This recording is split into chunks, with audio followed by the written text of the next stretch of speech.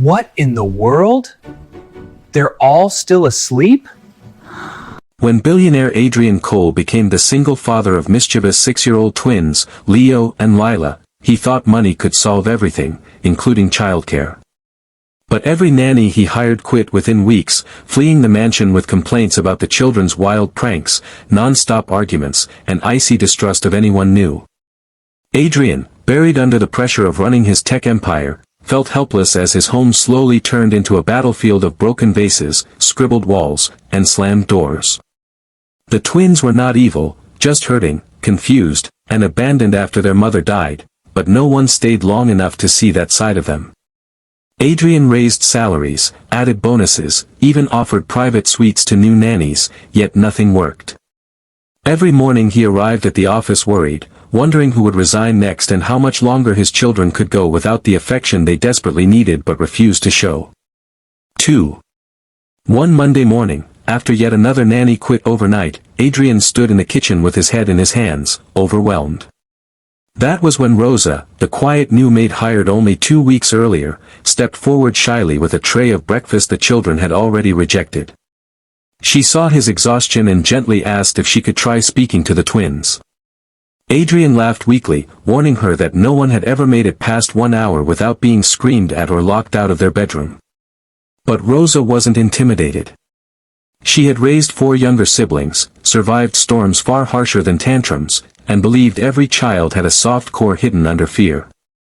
Adrian didn't expect anything miraculous, but he nodded, grateful for even a moment of help. As Rosa walked upstairs, the mansion seemed to hold its breath, waiting for the inevitable shouting that never came. Leo and Lila sat on the floor of their room building a towering fortress of blocks, clearly irritated by Rosa's presence. They told her to leave, threatened to throw bricks if she stayed, and warned her they didn't like nannies or babysitters. Rosa simply sat on the carpet, folded her hands, and said she wasn't there to control them, she just wanted to hear what they were building and why. The twins stared at her, confused. No nanny had ever asked them why. Slowly, Lila whispered that they were building a castle so high their mom could see it from heaven. Rosa's eyes softened, but she didn't pity them. Instead, she asked if she could help make it stronger. Their walls of anger cracked for the first time.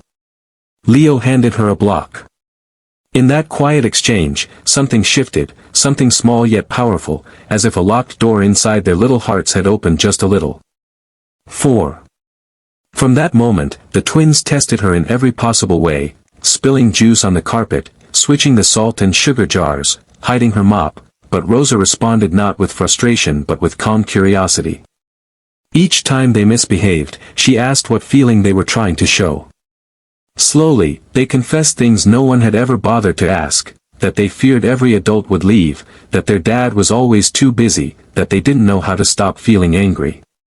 Rosa didn't scold, she listened, teaching them words for emotions they didn't know how to express. When they grew loud, she taught them to breathe. When they slammed doors, she taught them to knock. Her patience was a quiet miracle blooming in a house that had forgotten what tenderness felt like. Adrian began noticing the changes. The twins ate their meals without throwing forks. They slept without night terrors. Lila hugged a pillow whispering Rosa's name, and Leo started drawing pictures of 3 people instead of 2. One evening, when Adrian returned home from an exhausting meeting, he found the twins and Rosa in the backyard planting small seeds in a garden. They were laughing. Real laughter, the kind he hadn't heard since their mother died. He stood there silently, a sting of emotion rising in his chest. For the first time in years, he felt hope flicker inside him, a fragile flame he didn't dare disturb. But part of him also felt guilty. Why could Rosa reach them so effortlessly when he, their own father, could not? Determined to reconnect, Adrian asked Rosa if she could help him spend more meaningful time with the twins. She didn't lecture him or point out his absence, she simply guided him. She suggested he join them in their garden every evening, even if only for 15 minutes, and encouraged him to tell them stories about their mother instead of avoiding her memory. The first night he tried, he stumbled, hesitated, and felt clumsy, but Rosa gently nudged him forward. When he talked about their mom's love for music, the twins listened with wide eyes, seeing their father not just as a busy man in a suit but as someone who remembered and loved deeply. The distance between them began to shrink, inch by fragile inch. As days turned into weeks, the twins transformed. Their tantrums faded into conversations, their mischief turned into creativity, and their fears slowly melted into trust. One rainy afternoon, Leo tugged on Rosa's sleeve and whispered that she should never leave them. Rosa felt her chest tighten. She was just a maid, not someone with power, money, or status.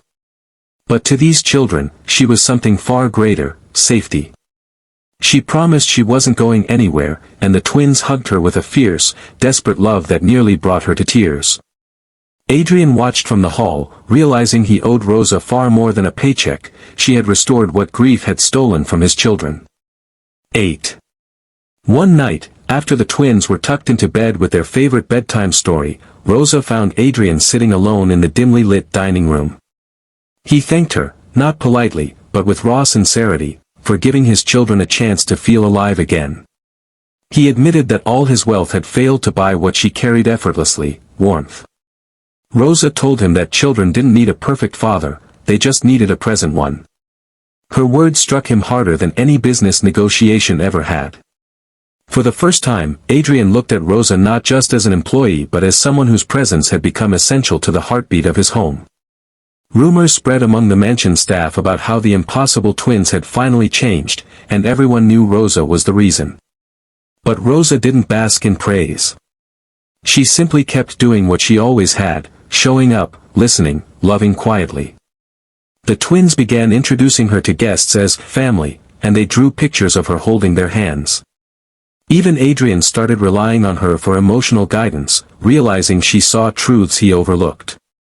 One afternoon, during a small moment of chaos, Lila slipped and scraped her knee.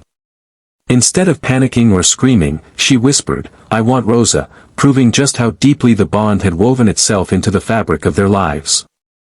Months later, when Adrian hosted a charity gala at the mansion, guests were amazed to see the once unmanageable children greeting people politely, proudly showing them the small garden they had planted with Rosa. Adrian took the stage and publicly thanked the woman who had done what countless experts, therapists, nannies, and instructors could not.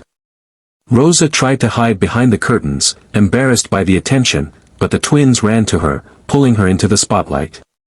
Standing beside Adrian and the children, Rosa realized she had not only changed their world, they had changed hers too. And in that moment, Adrian made a promise to himself, that he would never again underestimate the power of a single, kind, steady heart to rebuild an entire family.